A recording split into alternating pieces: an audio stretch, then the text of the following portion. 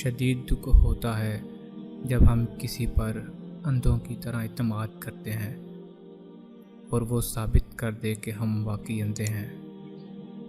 محبت کسی کے لیے اپنی جان قربان کرنا نہیں ہے، کیونکہ یہ جان تو اللہ کی امانت ہے۔ محبت تو کسی رضا اور خوشی کے لیے اپنی رضا اور خوشی کو قربان کرنے کا نام ہے۔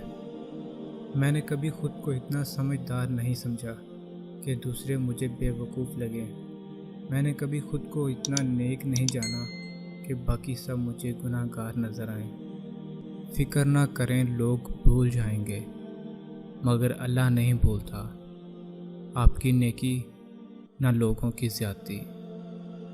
میں جانتا ہوں کہ میں کچھ تو ہوں، کیونکہ میرا رب کوئی چیز بیکار نہیں بناتا۔ مسلمانوں کا ہر فرقہ ہی ایک دوسرے کو کافر کہتا ہے، بس ایک کافر ہی ہم سب کو مسلمان کہتا ہے۔ دل دکھانے پر بھی جو شخص آپ سے شکایت تک نہ کرے، اس شخص سے زیادہ محبت کوئی نہیں کر سکتا۔ ہماری خوش نصیبی یہ ہے کہ ہم خدا کو ایک مانتے ہیں، مگر بد نصیبی یہ ہے کہ خدا کی ایک نہیں مانتے۔ انسان پریشان ہوتا ہے تو راستہ بدل لیتا ہے، منزل بدل لیتا ہے، دوست بدل لیتا ہے، ارادے بدل لیتا ہے، لباس بدل لیتا ہے، حتیٰ کہ گھر بدل لیتا ہے، مگر افسوس خود کو نہیں بدلتا۔ محبت تو یہ ہے کہ کوئی احساس دلائے بنا آپ کے دل کو سمیٹ لے، آپ کی کمزوریوں کو ڈھانپ لے۔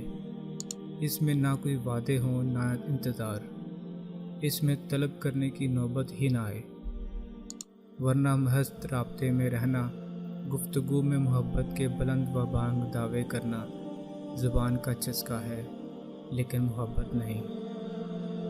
اپنے من کی میل کو ختم کرنے کے لیے سب سے پہلے میں کو ختم کرو۔